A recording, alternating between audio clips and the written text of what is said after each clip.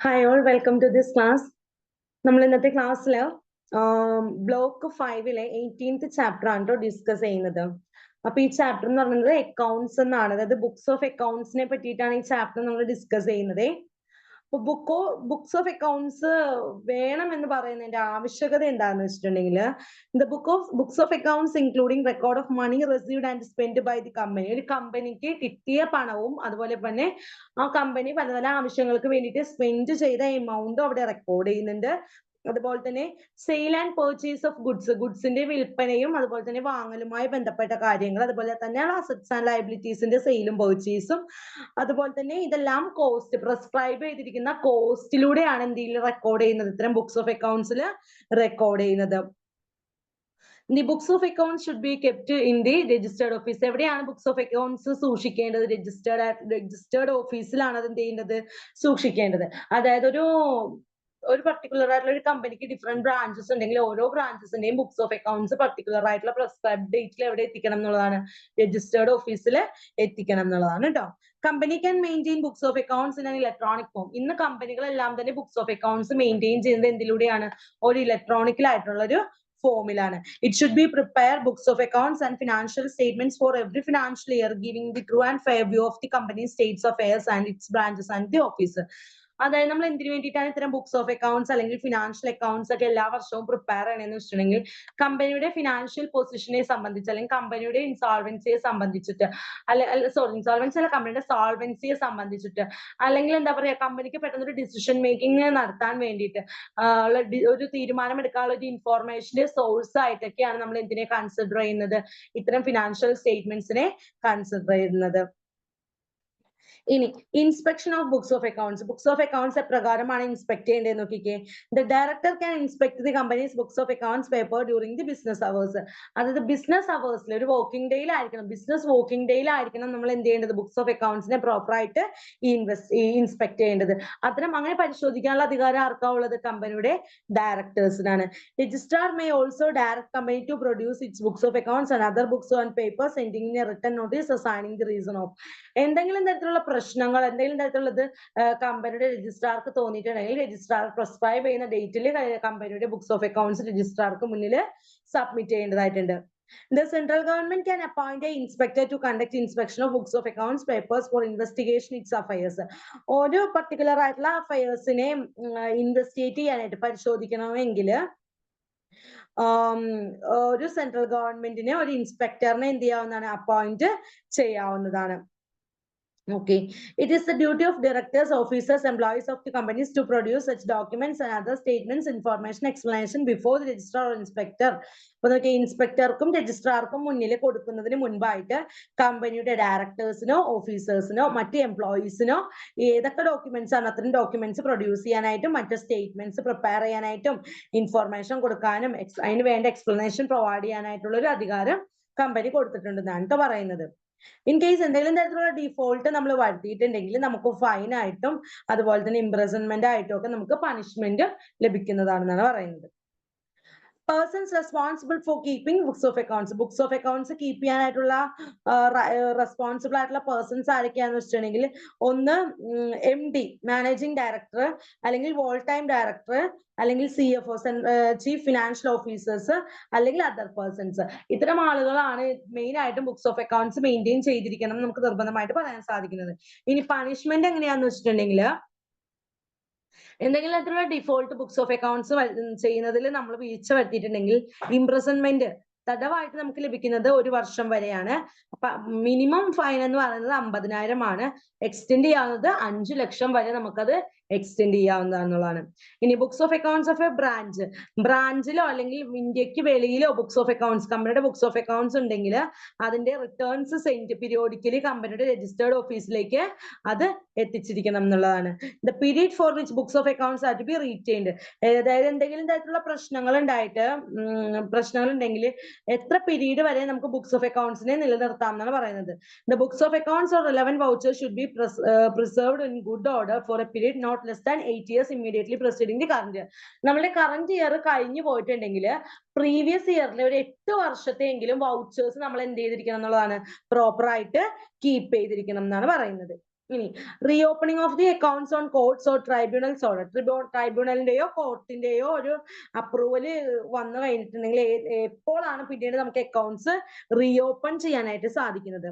അതായത് on application by central government, income tax authority, SEBI and other authority or court or tribunal may order to accounts which are made in fraudulent manner or affairs are mismanaged during the period of creating doubt about the reliability of the financial transaction. The company shall reopen the book recasting the financial statements. അപ്പൊ നോക്കിക്കേ, ഇനി income tax അതോറിറ്റിയുടെ ഇതിലോ അല്ലെങ്കിൽ central ഗവൺമെന്റിന്റെ ഇതിലോ സെബിയുടെയോ മറ്റ് അതോറിറ്റിയുടെയോ കോർട്ടിന്റെയോ order പ്രകാരം accounts പരിശോധിച്ചപ്പോൾ അത് വളരെ ഫ്രോഡുലന്റ് ആയിട്ടുള്ള മാനറിലാണ് തയ്യാറാക്കിയിരിക്കുന്നത്, അല്ലെങ്കിൽ ഒരു പീരീഡിലുള്ള അഫയേഴ്സിൽ എന്തെങ്കിലും തരത്തിലുള്ള മിസ്മാനേജ്മെന്റ് കണ്ടെത്തുകയാണ്, അങ്ങനത്തെ ഡൗട്ട് റിലേറ്റ് ചെയ്യുകയാണെങ്കിൽ കമ്പനിക്ക് അതായത് ബുക്സ് ഓഫ് അക്കൗണ്ട്സിനെ കംപ്ലീറ്റ് ആയിട്ട് എന്ത് ചെയ്യാം, നമുക്ക് ബാൻ ചെയ്തുകൊണ്ട് അത് പിന്നീട് റീഓപ്പൺ ചെയ്യാനുള്ള ഡേറ്റ് തീരുമാനിക്കുന്നത് ഇവരായിരിക്കും എന്നുള്ളതാണ്. ഇനി voluntary revision of financial statements of boards reports. The companies directors observe that financial statements or board report do not comply with the legal provisions. They can prepare revised financial statements or revised report of 3 financial year after taking approval or tribunal filing a copy of its other orders with the registrar. അതായത് കമ്പനിയുടെ ഡയറക്ടേഴ്സോ അല്ലെങ്കിൽ ബോർഡോ കമ്പനിയുടെ directors financial സ്റ്റേറ്റ്മെന്റ്സോ board റിപ്പോർട്ടുകളോ prepare ചെയ്യുമ്പോൾ legal provisions ഒന്നും തന്നെ comply ചെയ്യുന്നില്ലെങ്കിൽ, legal provisions ഒന്നും തന്നെ പരിഗണിക്കുന്നില്ലെങ്കിൽ അത്തരം ഫിനാൻഷ്യൽ സ്റ്റേറ്റ്മെന്റുകൾ പ്രിപ്പയർ ചെയ്യുന്ന ഫിനാൻഷ്യൽ സ്റ്റേറ്റ്മെന്റുകളുടെ 3 വർഷത്തെ ഫിനാൻഷ്യൽ സ്റ്റേറ്റ്മെന്റ് എടുത്തിട്ട് അതിന്റെ ഒരു കോപ്പി ട്രൈബ്യൂണലിന് മുന്നിലും രജിസ്ട്രാർക്കും മുന്നിലും എന്ത് ചെയ്യേണ്ടതായിട്ടുണ്ട്, ഫയൽ ചെയ്യേണ്ടതായിട്ട് ഉണ്ടെന്നുള്ളതാണ് കേട്ടോ. ഇനി കമ്പനിയുടെ ഫിനാൻഷ്യൽ സ്റ്റേറ്റ്മെന്റ്സ് എന്തൊക്കെയാണെന്ന് വെച്ചിട്ടുണ്ടെങ്കിൽ കമ്പനിയുടെ ഫിനാൻഷ്യൽ ഇയറിന്റെ എൻഡിൽ പ്രിപ്പയർ ചെയ്യുന്ന ബാലൻസ് ഷീറ്റും പ്രോഫിറ്റ് ആൻഡ് ലോസ് അക്കൗണ്ടും ക്യാഷ് ഫ്ലോ സ്റ്റേറ്റ്മെന്റും ആണ് കമ്പനിയുടെ ഫിനാൻഷ്യൽ സ്റ്റേറ്റ്മെന്റ്സ് എന്ന് പറയുന്നത്. വിത്ത് എക്സ്പ്ലനേറ്ററി നോട്ടോട് കൂടെയുള്ളതാണ് ഫിനാൻഷ്യൽ സ്റ്റേറ്റ്മെന്റ് എന്ന് പറയുന്നത് കേട്ടോ. ഇപ്പൊ ഫിനാൻഷ്യൽ സ്റ്റേറ്റ്മെന്റ് എല്ലായ്പ്പോഴും പ്രൊവൈഡ് ചെയ്യുന്നത് കമ്പനിയുടെ സ്റ്റേറ്റ് ഓഫ് അഫയേഴ്സ്, കമ്പനിയുമായിട്ട് ബന്ധപ്പെടുന്ന റിലേറ്റഡ് പാർട്ടീസ് ആയിരിക്കാണ് കമ്പനിയുടെ ട്രൂ ഫിനാൻഷ്യൽ പൊസിഷൻ ആണ് പ്രൊവൈഡ് ചെയ്യേണ്ടത്. അതുപോലെ തന്നെ അക്കൗണ്ടിങ് സ്റ്റാൻഡേർഡ്സിന്റെ ബേസിൽ നിന്നുകൊണ്ടായിരിക്കണം ഫിനാൻഷ്യൽ സ്റ്റേറ്റ്മെന്റ്സ് പ്രിപ്പയർ ചെയ്യുന്നത്. അതുപോലെ തന്നെ ഒരു കമ്പനിക്ക് ഒന്നോ അതിലധികമോ സബ്സിഡിയറീസോ അസോസിയേറ്റഡ് ആയിട്ടുള്ള കമ്പനികളോ ഉണ്ടെങ്കിൽ കൺസോളിഡേറ്റഡ് ഫിനാൻഷ്യൽ സ്റ്റേറ്റ്മെന്റ് ആണ് AGM മുൻപായിട്ട്, ആനുവൽ ജനറൽ മീറ്റിംഗിന് മുമ്പായിട്ട് പ്രിപ്പയർ ചെയ്യേണ്ടത് എന്നുള്ളതാണ്. ഇനി financial statements, consolidated financial statements should be approved by the board signed at least 1 chairperson of the board. ബോർഡിലെ ഏതെങ്കിലും ഒരു ചെയർപേഴ്സൺ എങ്കിലും ഫിനാൻഷ്യൽ സ്റ്റേറ്റ്മെന്റിലോ കൺസോളിഡേറ്റഡ് ഫിനാൻഷ്യൽ സ്റ്റേറ്റ്മെന്റിലോ എന്ത് ചെയ്തിരിക്കണം, സൈൻ ചെയ്തിരിക്കണം എന്നുള്ളതാണ്. അതുപോലെ തന്നെ ഈ ഓഡിറ്റ് ചെയ്ത ഫിനാൻഷ്യൽ സ്റ്റേറ്റ്മെന്റ്സ് എല്ലാ മെമ്പേഴ്സിലേക്കും അതിന്റെ കോപ്പി എത്തിച്ചിരിക്കണം എന്നുള്ളതാണ്. ഇനി ഫിനാൻഷ്യൽ സ്റ്റേറ്റ്മെന്റിനോട് കൂടെ ചില ഡോക്യുമെന്റ്സ് കൂടെ എന്ത് ചെയ്യേണ്ടതായിട്ടുണ്ട്, അറ്റാച്ച് ചെയ്യേണ്ടതായിട്ടുണ്ട്. അതുപോലെ തന്നെ state of affairs of the കമ്പനിയുടെ സ്റ്റേറ്റ്മെന്റ് ഓഫ് അഫയേഴ്സ്, ആപ്ലിക്കബിൾ ആയിട്ടുള്ള അക്കൗണ്ടിങ് സ്റ്റാൻഡേർഡ്സ് എന്തൊക്കെയാണ്, അതുപോലെ തന്നെ കോർപ്പറേറ്റ് സോഷ്യൽ റെസ്പോൺസിബിലിറ്റി കമ്മിറ്റിയിലേക്ക് എന്തെങ്കിലും കോമ്പോസിഷൻ ഉണ്ടെങ്കിൽ അത്, ഇപ്പൊ ലോണോ ഗ്യാരണ്ടീസോ എന്തെങ്കിലും ഇൻവെസ്റ്റ്മെന്റുകളോ അതുണ്ടെങ്കിൽ അതിന്റെ ഡീറ്റെയിൽസ് കൂടെ കാണിക്കേണ്ടതാണ്. ഇനി എന്താണ് കോർപ്പറേറ്റ് സോഷ്യൽ റെസ്പോൺസിബിലിറ്റി എന്ന് പറഞ്ഞിട്ടുണ്ടെങ്കിൽ, CSR എന്ന് പറഞ്ഞിട്ടുണ്ടെങ്കിൽ, അതായത് ഒരു കമ്പനിയുടെ നെറ്റ്വർത്ത്, ഒരു കമ്പനിയുടെ അതല്ലാതെ ഇൻകം ടാക്സ് എല്ലാം കൊടുത്തതിന് ശേഷം കമ്പനിയുടെ നെറ്റ്വർത്ത്, നമ്മുടെ ടോട്ടൽ നെറ്റ് പ്രോഫിറ്റ് എന്ന് പറയുന്നത് 500 കോടിക്കോ അല്ലെങ്കിൽ 1000 കോടിക്കോ മുകളിലാണെങ്കിൽ, എങ്ങനെയാണ് ഒരു കമ്പനിയുടെ നെറ്റ്വർത്ത് എന്ന് പറയുന്നത് 500 കോടിക്ക് മുകളിലോ അല്ലെങ്കിൽ ടേൺ ഓവർ എന്ന് പറയുന്നത് ടോട്ടൽ സെയിൽസ് എന്ന് പറയുന്നത് 1000 കോടിക്ക് മുകളിലോ അല്ലെങ്കിൽ നെറ്റ് പ്രോഫിറ്റ് 5 കോടിക്ക് മുകളിലോ ആണെങ്കിൽ ഒരു ഫിനാൻഷ്യൽ ഇയറിൽ മസ്റ്റ് ആയിട്ട് നമ്മൾ എന്തിലേക്ക് ഫയൽ ചെയ്യണം എന്നുള്ളതാണ്, CSR, കോർപ്പറേറ്റ് സോഷ്യൽ റെസ്പോൺസിബിലിറ്റി കമ്മീഷനിലേക്ക് നമ്മൾ എന്ത് കൊടുക്കണം, അതിന്റെ ഒരു പ്രോഫിറ്റ് നമ്മൾ കൊടുക്കണം എന്നുള്ളതാണ് കേട്ടോ. ഓക്കെ, ഇനി every company has to spend a financial year at least 2% of its annual profit during the 3 immediately preceding the financial year pursuing CSR policy. CSRന്റെ പോളിസി പ്രകാരം 500 കോടിക്ക് മുകളിൽ നെറ്റ്വർത്ത് ഉള്ള കമ്പനിയോ 1000 കോടിക്ക് മുകളിൽ ടേൺ ഓവർ ഉള്ള കമ്പനിയോ 5 കോടിക്ക് മുകളിൽ പ്രോഫിറ്റ് ഉള്ള കമ്പനിയോ ആ പർട്ടിക്കുലർ ആയിട്ടുള്ള എമൗണ്ടിന്റെ 2% കോർപ്പറേറ്റ് സോഷ്യൽ റെസ്പോൺസിബിലിറ്റിയിലേക്ക് സ്പെൻഡ് ചെയ്യണം എന്നുള്ളത് കമ്പൽസറി ആണ് കേട്ടോ. അതാണ് CSR എന്ന് പറയുന്നത്. ഇപ്പൊ അക്കൗണ്ട്സ് എന്ന് പറയുന്ന ഈ ഒരു ചാപ്റ്ററിൽ എന്താണ് അക്കൗണ്ട്സ്, ബുക്സ് ഓഫ് അക്കൗണ്ട്സ് ആരാണ് പ്രിപ്പയർ ചെയ്യുന്നത്, അതുപോലെ ഫിനാൻഷ്യൽ സ്റ്റേറ്റ്മെന്റ്സ്, അതിന്റെ പ്രൊവിഷൻസ് എന്തൊക്കെയാണ്, കോർപ്പറേറ്റ് സോഷ്യൽ റെസ്പോൺസിബിലിറ്റി എന്ന് പറഞ്ഞിട്ടുണ്ടെങ്കിൽ അത് എന്താണ്. അപ്പൊ ഇത്തരം കാര്യങ്ങളാണ് നമ്മൾ ഈ ഒരു ചാപ്റ്ററിൽ നമ്മൾ ഡിസ്കസ് ചെയ്തത്. ഇനി അടുത്തൊരു ചാപ്റ്റർ ആണ് ഓഡിറ്റ് എന്ന് പറയുന്നത്. എന്താണ് ഓഡിറ്റ് എന്ന് പറഞ്ഞിട്ടുണ്ടെങ്കിൽ, ഓഡിറ്റ് കമ്മിറ്റി എന്ന് പറഞ്ഞിട്ടുണ്ടെങ്കിൽ the board of listed public company or other prescribed classes of company should constitute audit committee having minimum 3 directors with majority of independent directors. Its chairman, majority of members should be able to understand the financial statements. അപ്പൊ audit committee എന്ന് പറഞ്ഞിട്ടുണ്ടെങ്കിൽ ഒരു listed ആയിട്ടുള്ള ഒരു public കമ്മിറ്റിയുടെ ബോർഡോ അല്ലെങ്കിൽ കമ്പനിയുടെ മറ്റ് പ്രിസ്ക്രൈബ്ഡ് ആയിട്ടുള്ള ക്ലാസ്സസിലുള്ള കമ്പനികളോ കൂടി ചേർന്നുകൊണ്ട് ഒരു ഓഡിറ്റ് കമ്മിറ്റിയെ നിയമിക്കേണ്ടതായിട്ടുണ്ട്. അതിൽ മിനിമം 3 ഡയറക്ടേഴ്സ് ആയിരിക്കണം ഉണ്ടായിരിക്കുന്നത്. മെജോറിറ്റി ഇൻഡിപെൻഡന്റ് ആയിട്ടുള്ള ഡയറക്ടേഴ്സ് ആയിരിക്കണം. ഒരു ചെയർമാനും മെജോറിറ്റി മെമ്പേഴ്സ് എന്ന് പറഞ്ഞിട്ടുണ്ടെങ്കിൽ ഫിനാൻഷ്യൽ സ്റ്റേറ്റ്മെന്റ്സിനെ പറ്റിയിട്ട് ഡീപ്ലി അറിയാവുന്നവരായിരിക്കണം ആരെന്ന് പറയുന്നത് മെജോറിറ്റി ആയിട്ടുള്ള മെമ്പേഴ്സ് എന്ന് പറയുന്നത്. ഇനി എന്താണ് ഇന്റേണൽ ഓഡിറ്റ് എന്ന് പറഞ്ഞിട്ടുണ്ടെങ്കിൽ A listed company or unlisted company having paid up share capital of ₹15 crore or more than the turnover is 200 crores more during the preceding financial year or outstanding loans from the bank or public financial institutions more than 100 crores or outstanding deposit is ₹25 crores or more any time during the financial year appoint the internal auditor. എപ്പോഴാണ് ഒരു internal ഓഡിറ്ററിനെ appoint ചെയ്യേണ്ടത്? ഒരു listed കമ്പനിയോ ഒരു unlisted കമ്പനിയോ അതിന്റെ paid up share capital എന്ന് പറയുന്നത് 50 കോടിയോ അതിന് മുകളിലോ അതിന്റെ ടേൺ ഓവർ എന്ന് പറയുന്നത് 20 കോടിയോ അതിന് മുകളിലോ ഉള്ള കമ്പനികളാണെങ്കിൽ ഫിനാൻഷ്യൽ ഇയർ പ്രൊസീഡിംഗ് ഫിനാൻഷ്യൽ ഈ ഫിനാൻഷ്യൽ ഇയർ അല്ല കഴിഞ്ഞ ഫിനാൻഷ്യൽ ഇയറിലാണ് 50 കോടിക്ക് മുകളിൽ പെയ്ഡ് അപ്പ് ഷെയർ ക്യാപിറ്റലും 200 കോടിക്ക് മുകളിൽ ടേൺ ഓവർ ഉള്ള ഒരു കമ്പനി ആണെങ്കിൽ ഇന്റേണൽ ഓഡിറ്ററിനെ അപ്പോയിന്റ് ചെയ്യണം എന്ന് പറയുന്നത് കമ്പൽസറി ആണ്. ഇനി എന്താണ് കോസ്റ്റ് ഓഡിറ്റിംഗ് എന്ന് പറഞ്ഞിട്ടുണ്ടെങ്കിൽ cost audit is done by qualified cost accountant. ഒരു ക്വാളിഫൈഡ് ആയിട്ടുള്ള ഒരു കോസ്റ്റ് അക്കൗണ്ടന്റ് ആണ് എന്ത് നടത്തേണ്ടത്? കോസ്റ്റ് ഓഡിറ്റ് നടത്തേണ്ടത്. For knowing manufacturing cost of an article, ഒരു മാനുഫാക്ചറിങ് കോസ്റ്റ് എത്രത്തോളം ആണ് എന്ന് കണ്ടെത്താൻ വേണ്ടിയിട്ടാണ് ഒരു ക്വാളിഫൈഡ് ആയിട്ടുള്ള ഒരു കോസ്റ്റ് അക്കൗണ്ടന്റിനെ കോസ്റ്റ് ഓഡിറ്റ് ചെയ്യാനായിട്ട് നമ്മൾ നിയമിക്കുന്നത് എന്നുള്ളത്. പിന്നെ cost audit should be follow the costing standards issued by ICMI. അതൊക്കെ ICMAI അനുശാസിച്ചിട്ടുള്ള കോസ്റ്റിംഗ് സ്റ്റാൻഡേർഡ്സ് എല്ലാം ഫോളോ ചെയ്യുന്ന ഒരു വ്യക്തിയായിരിക്കണം ആരെന്ന് പറയുന്നത്? കോസ്റ്റ് ഓഡിറ്റർ എന്ന് പറയുന്നത്. ഇനി ഓഡിറ്റിംഗ് സ്റ്റാൻഡേർഡ്സ് എന്ന് പറഞ്ഞിട്ടുണ്ടെങ്കിൽ എന്താണ്? Auditors have to be comply with the auditing standards laid down the Institute of Chartered Accountants in India. അതായത് institute of chartered accountants in India പുറപ്പെടുവിക്കുന്ന ഓഡിറ്റിംഗ് സ്റ്റാൻഡേർഡ്സ് എല്ലാം തന്നെ എല്ലാ ഓഡിറ്റേഴ്സും എന്ത് ചെയ്യേണ്ടതായിട്ടുണ്ട്? പാലിക്കേണ്ടതായിട്ട് ഉണ്ട്. ഇനി അപ്പോയിന്റ്മെന്റ് ഓഫ് ഒരു ഓഡിറ്റർ, ഒരു ഓഡിറ്ററിനെ എങ്ങനെയാണ് നമ്മൾ അപ്പോയിന്റ് ചെയ്യുന്നത്? Who has been appointed as an auditor, ഒരു ഓഡിറ്ററിനെ എങ്ങനെയാണ് അപ്പോയിന്റ് ചെയ്യേണ്ടത്? Four appointment or re appointment as A statutory auditor the person should be A chartered accountant. ഒരു ചാർട്ടേഡ് അക്കൗണ്ടന്റ് ആയിട്ടുള്ള ഒരു വ്യക്തിക്ക് മാത്രമാണ് എന്തായിട്ട് നിലനിൽക്കാൻ സാധിക്കുള്ളൂ? ഓഡിറ്റർ ആയിട്ട് പെർഫോം ചെയ്യാനായിട്ട് സാധിക്കുള്ളൂ എന്നുള്ളതാണ് കേട്ടോ. who cannot be appointed as an auditor. അപ്പൊ എന്താണ് എപ്പോഴാണ് ഓഡിറ്ററിനെ അപ്പോയിന്റ് ചെയ്യാത്ത സിറ്റുവേഷൻ? ഡിസ്ക്വാളിഫിക്കേഷൻ എങ്ങനെയാണ്? A body corporate other than LLP, limited liability partnership അല്ലാത്ത തരത്തിലുള്ള എന്തെങ്കിലും ബോഡി കോർപ്പറേറ്റോ an officer or employee of a company person or person, a partner or employment of an officer or employee of a company, person who or his relative or partner he is holding security or interest of company or subsidiaries. അപ്പൊ നോക്കിക്കേ, LLP അല്ലാത്ത എന്തെങ്കിലും ഒരു body കോർപ്പറേറ്റോ അല്ലെങ്കിൽ ഒരു കമ്പനിയുടെ ഓഫീസറോ എംപ്ലോയിയോ ഒരു പാർട്ണർഷിപ്പിന്റെ ഒരു പാർട്ണർഷിപ്പിലെ പേഴ്സണോ അല്ലെങ്കിൽ എന്താണ് ഒരു ഓഫീസർക്ക് കൊടുത്തിരിക്കുന്ന ജോലിയോ അല്ലെങ്കിൽ ഒരു കമ്പനിയുടെ എംപ്ലോയിയോ അല്ലെങ്കിൽ ഒരു പേഴ്സന്റെ റിലേറ്റീവോ പാർട്ട്ണറോ ഇവരാരും എന്താവാൻ പാടില്ല? ഓഡിറ്റർ ആവാനായിട്ട് പാടില്ല. അതല്ല സെക്യൂരിറ്റി ഹോൾഡ് ചെയ്തിരിക്കുന്നവയോ അല്ലെങ്കിൽ സബ്സിഡിയറി ആയിട്ടുള്ള കമ്പനിയോ അതെങ്കിൽ എന്താ പറയാ ഹോൾഡിംഗ് കമ്പനി ഒരുപാട് എമൗണ്ട് ഹോൾഡ് ചെയ്തിട്ടുണ്ടെങ്കിലോ അവരാരും ആരാകാൻ പാടില്ല, ഓഡിറ്റർ ആവാനായിട്ട് പാടില്ല.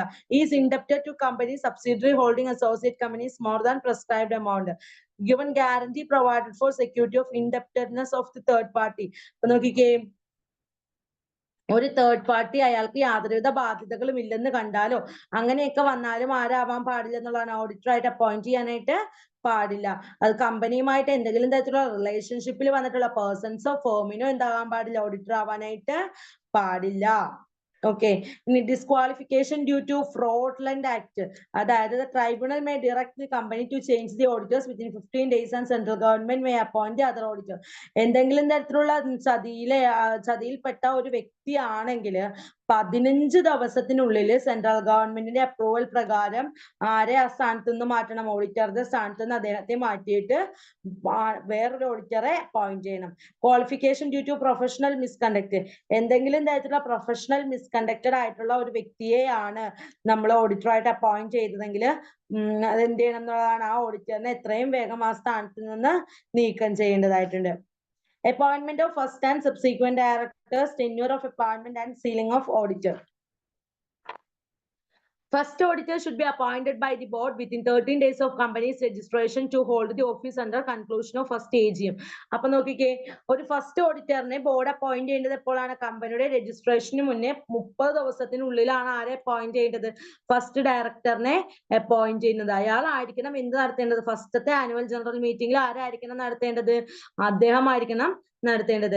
An auditor is appointed from conclusion of first AGM until 6th AGM and then conclusion of every 6th meeting. ആറാമത്തെ AGM കണ്ടക്ട് ചെയ്യുന്ന സമയത്ത് അദ്ദേഹത്തിന്റെ കൺക്ലൂഷൻ ആയിരിക്കണം. Subsequent auditors are appointed by the AGM by ordinary resolution. അത് annual general മീറ്റിംഗിൽ ഒരു ordinary resolution pass ചെയ്തുകൊണ്ടിട്ടാണ് subsequent ആയിട്ടുള്ള ഓഡിറ്റേഴ്സിനെ എന്ത് ചെയ്യേണ്ടത്? സെലക്ട് ചെയ്യേണ്ടത്. ഇനി casual vacancy, resignation and removal of an auditor. The board can fill casual vacancy of an auditor for the reasons other than resignation within 13 days. 30 ദിവസത്തിനുള്ളിൽ റെസിഗ്നേഷൻ നടത്തുന്നതിന് മുൻപായിട്ട് തന്നെ കാഷ്വൽ ഓഡിറ്റേഴ്സിന്റെ വേക്കൻസി എല്ലാം തന്നെ ബോർഡ് എന്ത് ചെയ്യേണ്ടതായിട്ടുണ്ട്? ഫില്ല് ചെയ്യേണ്ടതായിട്ട് ഉണ്ട്.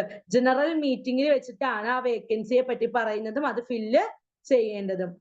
An auditor resigning before the end of his term should be filed a statement to registrar within 13 days.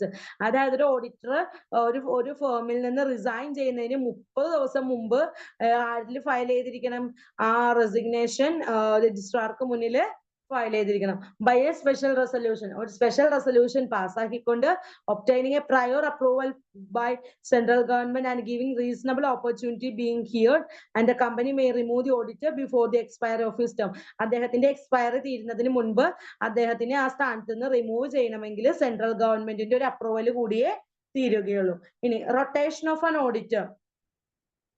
Compulsory rotation of an auditor should be done by listed companies or unlisted public companies having paid up share capital is 10 crore or more and private limited companies with paid up share capital is 20 crore or more.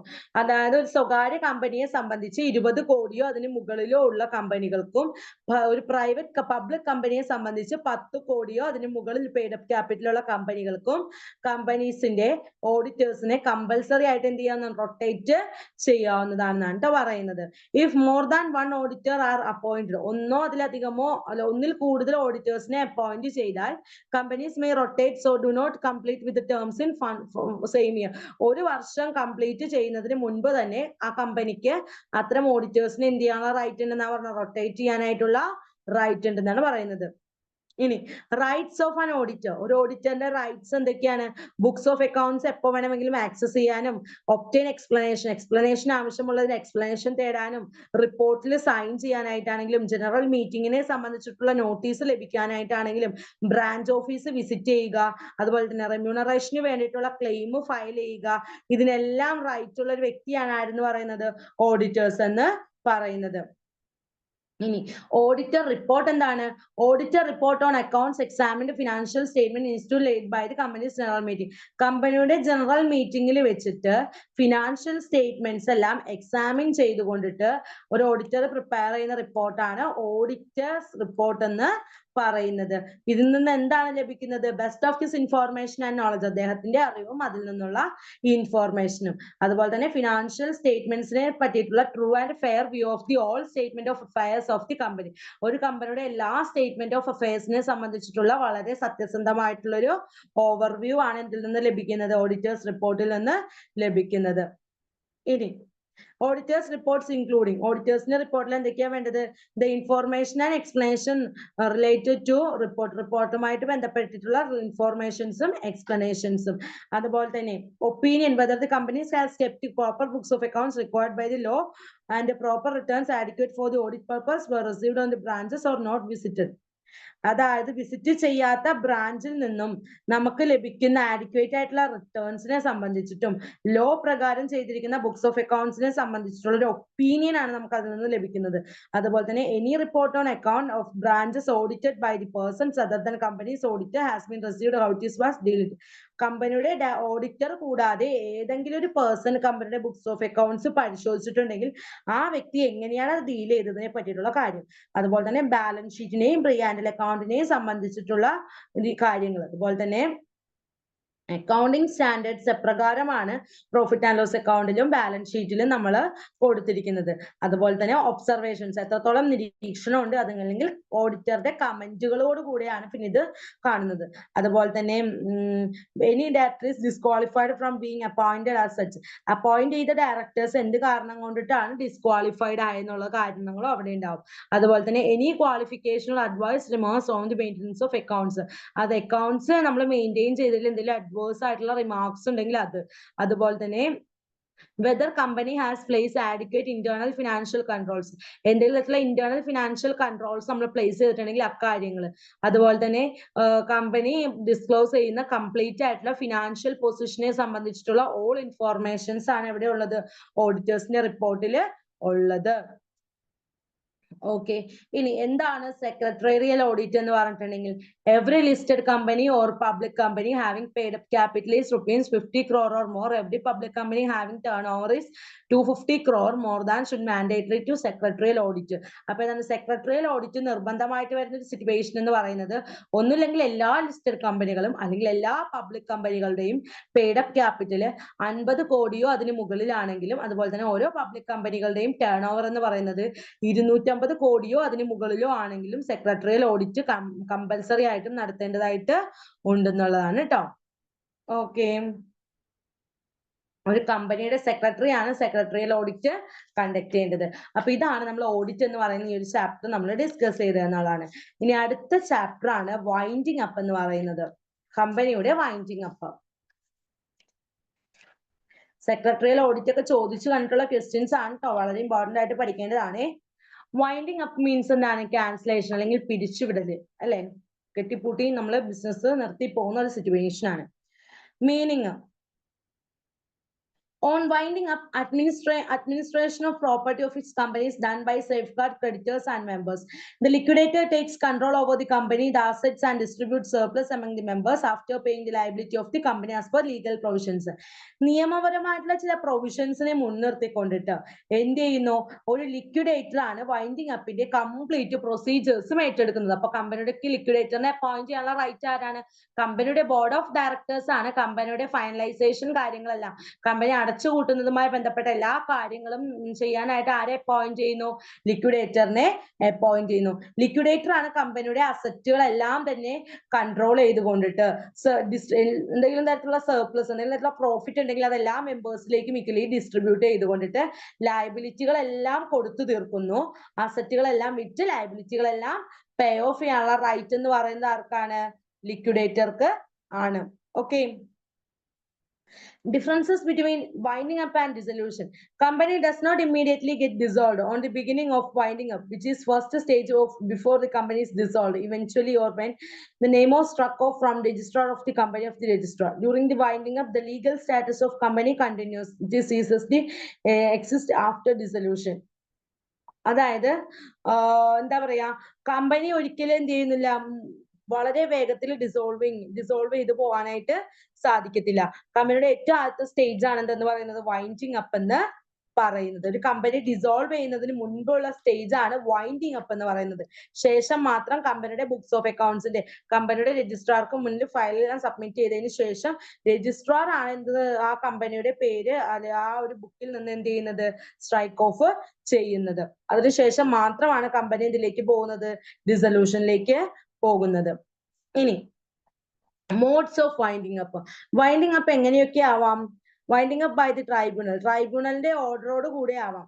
Grounds for ordering winding up by the tribunal, including when company passes special resolution and wound up by the tribunal. ട്രൈബ്യൂണലിന് മുൻപായിട്ട് ഒരു special resolution pass ചെയ്തുകൊണ്ടിട്ട് കമ്പനിക്ക് tribunal മുഖാന്തരം എന്തിലേക്ക് പോകാം, winding അപ്പിലേക്ക് പോകാം എന്നുള്ളതാണ് കേട്ടോ. If the tribunal thinks the company's affairs have been conducted fraudulently, or those formed in order to management has been guilty or fraud, misfeasances or misconduct of proper winding up of the company. അപ്പൊ എന്താണ്, ഒരു ട്രൈബ്യൂണലിന് തോന്നിക്കഴിഞ്ഞിട്ടുണ്ടെങ്കിൽ company മുന്നോട്ട് പോകുന്നത് ഒരു fraudulent ആയിട്ടുള്ള കാര്യങ്ങളാണ് ചെയ്യുന്നത്, അതുപോലെ തന്നെ മിസ്മാനേജ്മെന്റ് ആണ്, മിസ്കണ്ടക്റ്റഡ് ആയിട്ടാണ് പ്രവർത്തനങ്ങൾ നടത്തുന്നതെന്ന് തോന്നിയിട്ടുണ്ടെങ്കിൽ ട്രൈബ്യൂണലിന് എന്ത് ചെയ്യാം, ആ കമ്പനി വൈൻഡ് അപ്പ് ചെയ്യാനായിട്ടുള്ള ഓർഡർ സമർപ്പിക്കാവുന്നതാണെന്നുള്ളതാണ് കേട്ടോ. ഇനി ഒരു സ്പെഷ്യൽ റെസൊല്യൂഷൻ പാസ് ചെയ്തുകൊണ്ടിട്ടും കമ്പനിക്ക് വൈൻഡിങ് അപ്പ് നടത്താം എന്നുള്ളതാണ്. ട്രൈബ്യൂണലിന് മുൻപാകെ സ്പെഷ്യൽ റെസൊല്യൂഷൻ, അതിനെയാണ് ഇൻവോളണ്ടറി എന്ന് പറയുന്നത്, വോളണ്ടറി ആയിട്ടുള്ള സ്വമേധയായിട്ടുള്ള വൈൻഡിങ് അപ്പ് എന്ന് പറയുന്നത്. ഓക്കെ. ഇനി affairs are being conducted fraudulent or unlawful manner. എങ്ങനെയാണ് lawful? On application by the registrar or person authorized by central government, the tribunal order to winding up. Companies affairs are conducted fraudulent. കമ്പനിയുടെ affairs fraudulent ആയിട്ടുള്ള രീതിയിലാണ് പോകുന്നത്. കമ്പനിയുടെ ഓരോ പെർഫോമൻസും fraudulent ആയിട്ടുള്ള രീതിയിലാണ് മൂവ് ചെയ്യുന്നതെന്ന് കണ്ടിട്ടുണ്ടെങ്കിൽ നമുക്ക് ട്രൈബ്യൂണൽ മുഖാന്തരം എന്ത് ചെയ്യാവുന്നതാണ്, വൈൻഡ് അപ്പ് എടുത്താവുന്നതാണ്. It was formed for fraudulent or unlawful purpose. നിയമപരമല്ലാത്ത പർപ്പസിലേക്ക് വേണ്ടിയിട്ട് അല്ലെങ്കിൽ ഫ്രോഡുലന്റ് ആയിട്ടുള്ള രീതിയിലാണ് അത് ഫോം ചെയ്യുന്നതെന്ന് കണ്ടിട്ടുണ്ടെങ്കിൽ അതിന്റെ മാനേജ്മെന്റ് എന്ന് പറഞ്ഞിട്ടുണ്ടെങ്കിൽ വളരെ മിസ്മാനേജ്മെന്റ് ആണ്, അതുപോലെ തന്നെ മിസ്കണ്ടക്റ്റഡ് ആയിട്ടാണ് കാണുന്നതെങ്കിൽ പേഴ്സൺസ് കണക്ട് ചെയ്യുന്നത് ഒരു അൺലോഫുൾ ആയിട്ടുള്ള രീതിയിലാണ് ബിസിനസ് കൊണ്ടുപോകുന്നതായിട്ട് കണ്ടിട്ടുണ്ടെങ്കിലും നമുക്ക് കമ്പൽസറി വൈൻഡിങ് അപ്പ് നടത്താവുന്നതാണെന്നുള്ളതാണ്. Default in filing financial statements or annual returns with registrar. രജിസ്ട്രാർക്ക് മുന്നിൽ ആനുവൽ റിട്ടേൺസോ ഫിനാൻഷ്യൽ സ്റ്റേറ്റ്മെന്റ്സോ ഫയൽ ചെയ്യാനായിട്ട് എന്തെങ്കിലും തരത്തിലുള്ള വീഴ്ച കമ്പനി വരുത്തിയിട്ടുണ്ടെങ്കിൽ ഒരു 5 കോൺസിക്യൂട്ടീവ് ആയിട്ടുള്ള ഫിനാൻഷ്യൽ ഇയർ, ഇപ്പൊ കഴിഞ്ഞു പോയ ഒരു 5 ഫിനാൻഷ്യൽ ഇയറിലായിട്ട് ഫിനാൻഷ്യൽ സ്റ്റേറ്റ്മെന്റ്സോ ആനുവൽ റിട്ടേൺസോ കമ്പനിയുടെ രജിസ്ട്രാർക്ക് മുന്നിൽ ഫയൽ ചെയ്യുന്നില്ലെങ്കിൽ വൈൻഡിങ് അപ്പിനായിട്ട് കമ്പനിക്ക് ട്രൈബ്യൂണൽ രജിസ്ട്രാർക്ക് എന്ത് ചെയ്യാൻ ഓർഡർ ചെയ്യാവുന്നതാണെന്നുള്ളതാണ്. അതുപോലെ തന്നെ ഇന്നബിലിറ്റി ടു പേ ഇറ്റ്സ് ഡെപ്റ്റ്, കമ്പനിയുടെ ബാധ്യതകൾ കമ്പനിക്ക് കൊടുത്തു തീർക്കാനായിട്ട് സാധിക്കുന്നില്ലെങ്കിൽ the creditor whom the company owes more than 1 lakh is demand or registered office, the registered post or otherwise required to pay the amount due to the company fails to pay within 21 days. Receipt of demand fails to provide adequate security and restrictive debt to satisfaction of the creditor. അപ്പൊ നോക്കിക്കേ, ഒരു കമ്പനിക്ക് ഒരു creditor ഉണ്ട്, അദ്ദേഹം 1 ലക്ഷം രൂപയിൽ മേലെയാണ് company എന്ത് ചെയ്തിരിക്കുന്നത്, ആ വ്യക്തിയിൽ നിന്ന് കടമെടുത്തിട്ടുള്ളതെങ്കിൽ അത് ഒരു 21 ദിവസത്തിനുള്ളിൽ കമ്പനിയുടെ രജിസ്ട്രാറും ഇടപെട്ട് 21 ദിവസത്തിനുള്ളിലും കമ്പനിക്ക് കൊടുക്കുന്നതിൽ വീഴ്ച വരുത്തിയിട്ടുണ്ടെങ്കിൽ ആ ഒരു സിറ്റുവേഷനിൽ ഡെപ്റ്റ് കൊടുക്കാൻ പറ്റാത്തൊരു വ്യക്തിയാണെന്ന് നമുക്ക് പറയാം. അല്ലെങ്കിൽ ട്രൈബ്യൂണലിന്റെ ഓർഡർ അനുസരിച്ചിട്ടും ക്രെഡിറ്റർക്ക് യാതൊരുവിധ റിട്ടേൺസും ലഭിക്കാതെ അയാൾ അൺസാറ്റിസ്ഫൈഡ് ആണെങ്കിൽ, അതുപോലെ തന്നെ എന്താണ്, കമ്പനിക്ക് കമ്പനിയുടേതായിട്ടുള്ള ഒരു ബാധ്യതകളും കൊടുത്തു തീർക്കാൻ പറ്റാതെ അദ്ദേഹം അനേബിൾ ആയിട്ടൊരു ഇൻസോൾവെന്റ് കമ്പനിയാണെന്ന് നമുക്ക് തെളിഞ്ഞിട്ടുണ്ടെങ്കിൽ നമുക്ക് എന്തായിട്ട് മാറ്റാം, കമ്പനിയെ ഇന്നബിലിറ്റി ടു പേ ഇറ്റ്സ് ഡെപ്റ്റ് എന്ന് പറഞ്ഞ് കൺസിഡർ ചെയ്യാവുന്നതാണ്. ഇനി ജസ്റ്റ് ആൻഡ് ഇക്വിറ്റബിൾ എന്ന് പറഞ്ഞിട്ടുണ്ടെങ്കിൽ the tribunal makes an order for winding up for the ground when no other remedy for available. യാതൊരു റെമഡിയും ഇല്ലാത്തൊരു അവസരത്തിലാണ് ട്രൈബ്യൂണല് ഒരു ഓർഡർ എടുക്കുന്നതെങ്കിൽ, അതായത് company existed only on paper, company ഒരു പേപ്പറിന്റെ രൂപത്തിൽ മാത്രമാണ് എക്സിസ്റ്റ് ചെയ്യുന്നതെങ്കിൽ, അതുപോലെ തന്നെ എന്താണ്,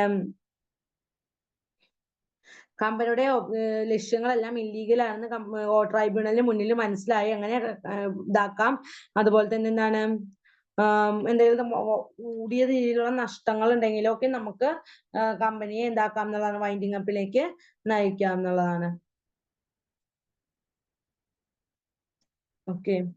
ഇനി procedure of winding up. Winding അപ്പിന്റെ പ്രൊസീജിയർ എങ്ങനെയാന്ന് നോക്കിക്കേ. Sorry, who can file petition. Petition ആർക്കൊക്കെ ഫയൽ ചെയ്യാം?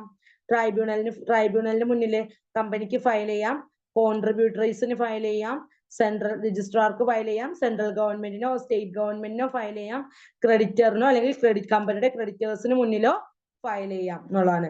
ഇനി procedure for winding up. Winding അപ്പിന്റെ പ്രൊസീജിയർ എന്താണ്? അതിന് ട്രൈബ്യൂണലിന് മുന്നിൽ ഒരു പെറ്റീഷൻ ഫയൽ ചെയ്യണം. പെറ്റീഷൻ ഫയൽ ചെയ്ത് കഴിഞ്ഞിട്ടുണ്ടെങ്കിൽ വൈൻഡിങ് അപ്പ് ചെയ്യാനുള്ള ഓർഡർ വന്നതിന് ശേഷം ലിക്വിഡേറ്ററിനെ കമ്പനിക്ക് എന്ത് ചെയ്യാവുന്നതാണ്? ട്രൈബ്യൂണൽ അപ്പോയിന്റ് ചെയ്യുന്നു. 3 മാസത്തിനുള്ളിൽ വൈൻഡിങ് അപ്പ് ഓർഡർ വന്ന് 3 മാസത്തിനുള്ളിൽ ലിക്വിഡേറ്റർക്ക് വൈൻഡിങ് അപ്പ് കമ്മിറ്റി എന്ത് ചെയ്യാവുന്നതാണ്? വിളിച്ചു കൂട്ടാവുന്നതാണ്. അതിനുശേഷം ഒരു അഡ്വൈസറി കമ്മിറ്റിയെ എന്ത് ചെയ്യുന്നു? ട്രൈബ്യൂണൽ ഡയറക്റ്റ് ചെയ്യുന്നു കമ്പനിയുടെ ലിക്വിഡേറ്ററുമായിട്ട് ബന്ധപ്പെട്ട കാര്യങ്ങളെല്ലാം നടത്താനായിട്ട്. ശേഷം കമ്പനിയുടെ ലിക്വിഡേറ്റർ എന്ത് ചെയ്യുന്നു? ട്രൈബ്യൂണലിന് മുന്നിൽ ഡിസൊല്യൂഷൻ ഓഫ് എ കമ്പനി എന്ന് പറയുന്നത് അപ്ലൈ ചെയ്യുന്നു. എല്ലാം നടത്തിയതിനു ശേഷം പ്രിഫറൻഷ്യൽ ആയിട്ടുള്ള പേയ്മെന്റുകളെല്ലാം തന്നെ കൊടുക്കുന്നു.